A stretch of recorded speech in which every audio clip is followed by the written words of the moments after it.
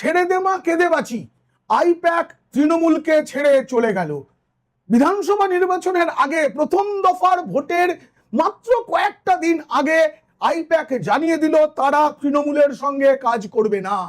এই রাজ্যের কাজ থেকে 20 দিনের জন্য সাময়িক ছুটির কথা বলা হয়েছে এবং জানানো হয়েছে 11ই মের আগে কোনো সিদ্ধান্ত নয়, তারপরে বিধানসভা নির্বাচনের মধ্যে আইপ্যাক তৃণমূলের সঙ্গে কাজ করছে না।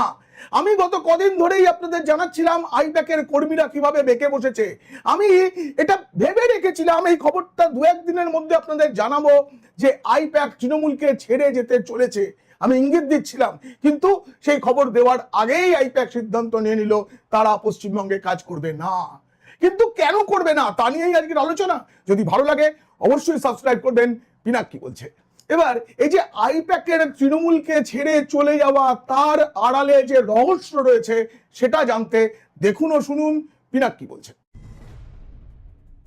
ছুটির দিন রবিবার সকাল সকাল আইপ্যাকের যে এইচআর ডিপার্টমেন্ট তারা জানিয়ে দিয়েছে পশ্চিমবঙ্গে কাজ আপাতত বন্ধ রাখছে সংস্থা। কর্মচারীদের 20 দিনের জন্য সাময়িক ছুটিতে পাঠানো হয়েছে। বলা হয়েছে 11ই মের পর আবার তাদের সঙ্গে যোগাযোগ করা হবে এবং পরবর্তী পদক্ষেপ আলোচনা করা হবে। সকাল থেকে আমি যতজন আইপ্যাক কর্তা কর্মীকে ফোন করেছি তাদের সকলের ফোন বন্ধ, এমনকি হোয়াটসঅ্যাপ কানেকশন পর্যন্ত তারা বন্ধ করে রেখে দিয়েছে। ইমেল করে আইপ্যাক কর্মীদের যেটা বলা হয়েছে সেটা পেয়েছি। তাতে বলা হয়েছে আইনকে আমরা শ্রদ্ধা করি এবং গোটা প্রক্রিয়ায় সহযোগিতা করছি, নির্দিষ্ট সময়ে বিচার মিলবে আমরা নিশ্চিত। এ প্রসঙ্গে যে কোনো প্রয়োজনে কর্তৃপক্ষের সঙ্গে যোগাযোগ করতে পারবেন আইপ্যাক কর্মীরা। তাদের ধৈর্য ধরতে বলা হয়েছে। আইপ্যাকের এই সিদ্ধান্ত আসলে আইপ্যাক কর্মীদের যতটা না বিভ্রান্ত করলো তার থেকে বেশি করলো তৃণমূল নেতাদের। কালীঘাট এবং ক্যামাক স্ট্রিটে কান্নাকাটির রোল পড়ে গেছে। প্রকাশ্যে দেখবেন গলার শিরা ফুলিয়ে ভাইপো বাবু অনেক কথা বলবেন, কিন্তু তারা জানেন। আমি এবার বলি সেই রহস্যটা। আইপ্যাক পশ্চিমবঙ্গে হারের দায় নিতে নারাজ। এর আগে আপনারা জানেন কলকাতায় আইপ্যাকের দপ্তর এবং আইপ্যাকের এক কর্ণধার প্রতীক জৈনের বাড়িতে ইডি তল্লাশি করছিল কয়লা পাচার মামলার। লাউডাউন স্ট্রিটের সেই বাড়িতে মুখ্যমন্ত্রী মমতা বন্দ্যোপাধ্যায়, আমাদের গর্বের মুখ্যমন্ত্রী, সততার প্রতীক, তিনি ঢুকে পড়েন, ডাকাতি করেন। সেই বিচার সুপ্রিম কোর্টে চলছে, তদন্ত চলছে, সবকিছু হচ্ছে। কিন্তু ওই যে মামলা, তাতেই গ্রেপ্তার হয়েছেন আইপ্যাকের এক কর্তা ভিনেশ চান্ডিল। এই যে নথি চুরি, এই মামলা সুপ্রিম কোর্ট অব্দি গড়ানোর পর আইপ্যাক বুঝেছে তাদের উপর অনেক আইনি সমস্যা হতে পারে। আমি প্রথম আইপ্যাকের ওই গোলমালের পর জানিয়েছিলাম প্রতীক জৈনের তৈরি করা যে ইন্ডিয়ান পলিটিক্যাল অ্যাকশন কমিটি সেটা আর এই আইপ্যাক এক নয়। আইপ্যাকের আসল মালিককে সেটা নিয়েও দ্বন্দ্ব আছে। আইপ্যাক অনেকটাই তৃণমূল দখল করে নিয়েছিল, আমি এতটা বলছি। এবং আপনাদের বলে রাখি, এসআইআর যখন থেকে শুরু হলো তখন থেকে নির্বাচন কমিশনের একের পর এক পদক্ষেপ আইপ্যাককে বিভ্রান্ত করে দিয়েছে। তারা বুঝতেও পারেনি যে তৃণমূলকে যে কথা দিয়ে যে টাকা তারা নিয়েছে সেই কাজ করতে পারবে না। এসআইআর এর সময় বিএলওদের সঙ্গে মিশিয়ে তাদের টাকা দিয়ে ম্যানেজ করে অনেক কিছু করার চেষ্টা করেছিল, সেই সব বিএলওরা শাস্তির মুখে পড়েছেন। এবার গত লোকসভা নির্বাচন এবং তার আগের বিধানসভা নির্বাচনের কথা ভাবুন। বহু ক্ষেত্রে আইপ্যাকের কর্মীরা প্রিসাইডিং অফিসার সেজে ভেতরে ঢুকেছিল। কাউন্টিং এর সময় আইপ্যাকের কর্মীরা সরকারি কর্তা সেজে ঢুকে পড়েছিল স্থানীয় প্রশাসনকে কাজে লাগিয়ে। গণনায় কারচুপির ক্ষেত্রে আইপ্যাক সবচেয়ে বড় ভূমিকা নিয়েছিল। এবার সেসব ভূমিকা আর নেওয়া যাবে না, এটা বুঝতে পেরে গিয়েছিলেন প্রতীক জৈনরা। কিন্তু তারপরেও টাকার খেলা, কাঁচা টাকার লোভে তারা কাজ করছিলেন। কিন্তু ভোট যত এগিয়ে আসছে তত তারা বুঝতে পারছেন তাদের গায়ে কালি লাগবে। মনে করুন 2019 সালের লোকসভা নির্বাচন, যে নির্বাচনে শেষবার এই রাজ্যের মানুষ রায় দিতে পেরেছিলেন। বিজেপি আচমকা 18টা আসন জিতে গিয়েছিল। তৃণমূল তখন ভয় পেয়ে যায়, বুঝতে পারে মানুষের সঙ্গে তৃণমূলের দূরত্ব কমছে। তখনই আমাদের গর্বের মুখ্যমন্ত্রী সততার প্রতীক বুঝেছিলেন একটা পেশাদার পরামর্শদাতা সংস্থার প্রয়োজন। ভাইপো বাবু তখন পিকে কে নিয়ে আসেন এই পিকে আসার পর দিদিকে বলো কর্মসূচি এবং সেটা হিট করে, এবং আপনাদের বলি সরকারি ফোন নাম্বার ব্যবহার করে দিদিকে বলো চালানো হয়েছিল, যেটা সম্পূর্ণ অনৈতিক। এ নিয়ে অনেক অভিযোগ, অনেক কিছু জানানো হলেও রাজ্য প্রশাসন কোনো কাজ করেনি, এমনকি নির্বাচন কমিশন পর্যন্ত এ নিয়ে কোনো কিছু বলেনি। দিদিকে বলো কর্মসূচির যে ফোন নাম্বার, সেটা প্রত্যেকটা রাজ্যে সাধারণ মানুষের জানানোর জন্য রাজ্য সরকারের যে ফোন নাম্বার কেন্দ্র থেকে ঠিক করে দেওয়া হয়, টোল ফ্রি নম্বর, সেই নম্বর ব্যবহার করে দিদিকে বলো রাজনৈতিক কর্মসূচি সফল করা হয়েছে। আইপ্যাক এবার প্রথম থেকেই বড় ভূমিকা নেবে বলে ঠিক ছিল। আমি বলি এক এক করে।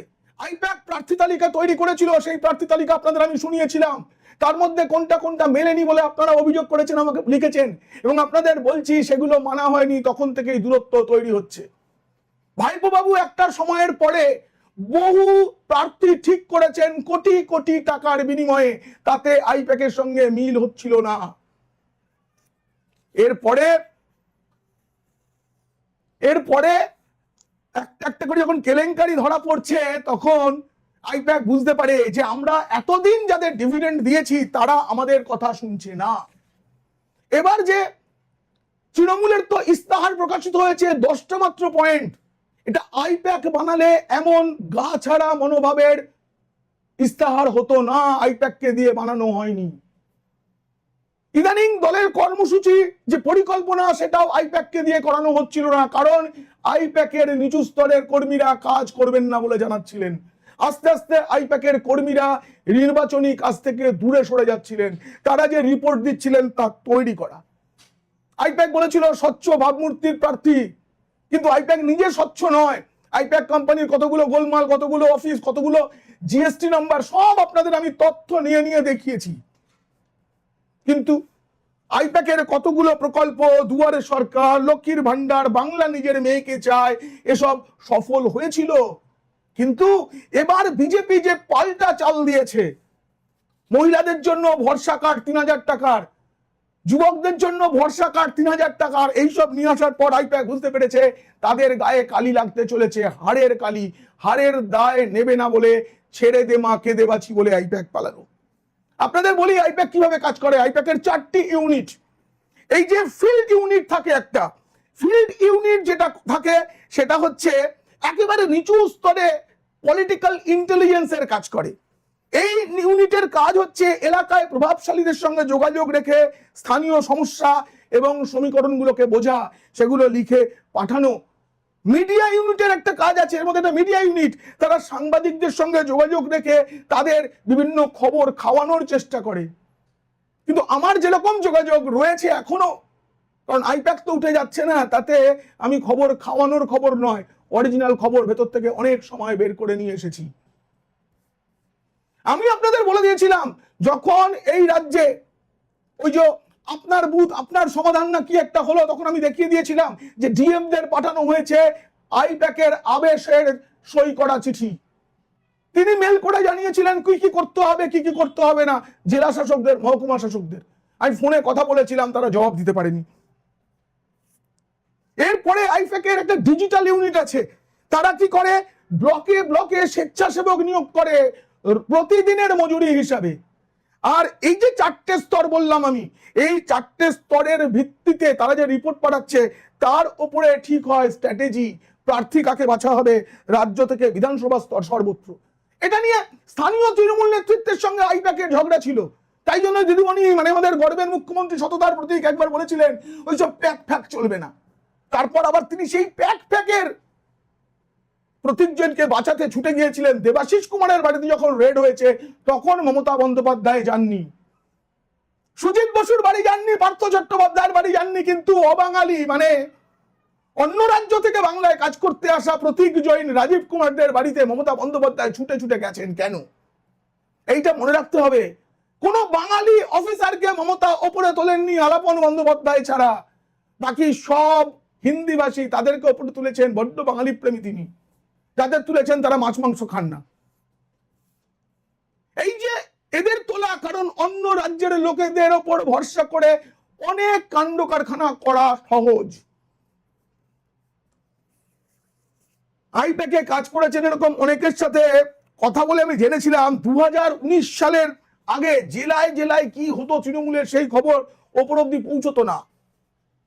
ডিজিটাল মাধ্যমের প্রচারেও দল অনেক পিছিয়ে ছিল, সেগুলো আইপ্যাক ঠিক করে। এরপরে 2021 সালের বিধানসভা নির্বাচনে আইপ্যাক মূল যে কাজটা করে, ফল ওলট পালট করে দেয়। কমপক্ষে 30টি আসনে আইপ্যাক ভোটের ফলাফল ওলট পালট করে দিয়েছিল, যেটা নন্দীগ্রামে পারেনি, তাই তো এত রাগ। মানিকতলায় এটা হয়েছিল বেশি করে। আইপ্যাকের কর্মীরা, বিজেপির যারা কর্মী ছিলেন গণনার সময় তাদেরকে বের করে দেয়। আমি একটা জানি, এরকম অনেক জায়গায় হয়েছিল, 30টি জায়গায় কমপক্ষে। কিন্তু 2021 সালের পর আইপ্যাকের একদল কর্মীকে নিজের পয়সায় বেতন দেবেন বলে ভাইপো বাবু নিজের অফিসে বসিয়ে দেন। হ্যাঁ, ক্যামাক স্ট্রিটের অফিসে আইপ্যাকের ভালো ভালো মেরিট আছে এরকম ছেলে মেয়েদের নিজের করে নিয়েছিলেন। আইপ্যাকটা দখল করার জন্য কিনা আমি জানি না। তাদের associate officer, senior associate, media coordinator এসব পোস্ট দেওয়া হয়। সোশ্যাল মিডিয়া অ্যানালিস্ট, এই ধরনের পোস্ট দিয়ে ভাইপো বাবু আইপ্যাকের কর্মীদের নিয়ে নিয়েছিলেন। তখনও একটা সংঘাত শুরু হয়েছিল, পরে আইপ্যাকের কর্মীদের সরিয়ে অন্য কর্মী নিয়োগ করা হয়। 2021 সালের নির্বাচনের আগের পর্যন্ত আইপ্যাকের 2জন পয়েন্ট পার্সন ছিলেন, 2জন। তারা অভিষেকের দপ্তরে বসতেন। একজন ডিজিটাল হ্যান্ডেলিং এবং মিডিয়া সমন্বয়ের কাজটা করতেন, মিডিয়াকে ভুল ছবি পাঠানো, ভিড় হয়নি সবার, ভিড় তৈরি করে ছবি পাঠানো। কিন্তু 2021 সালের পর, মানে অগস্ট সেপ্টেম্বর থেকেই অভিষেকের দপ্তরে আইপ্যাকের কর্মীদের সরিয়ে নতুন কর্মী নিয়োগ শুরু হয় এবং সেই কর্মী নিয়োগের সময় আইপ্যাকের অনেককে চাকরি দেওয়া হয়। এই পরিস্থিতিতে এবার আইপ্যাক নেই। আইপ্যাক নেই। 11 মে তার আগে শপথ গ্রহণ হয়ে যাবে রাজ্যে। থেকে কি করত?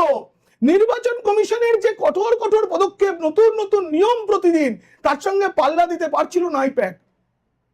আইপ্যাক ডালে ডালে চললেও কমিশন পাতায় পাতায় চলছিল, তাই আইপ্যাক চলে গেল, আইপ্যাক ছুটি নিল। এবার কি করবে তৃণমূল? তৃণমূল তো ভুলেই গেছে। তৃণমূল ভুলেই গেছে সুষ্ঠুভাবে ভোটে কি করে জেতা যায়, মানুষের ভোটে কিভাবে জেতা যায় তৃণমূল ভুলে গেছে।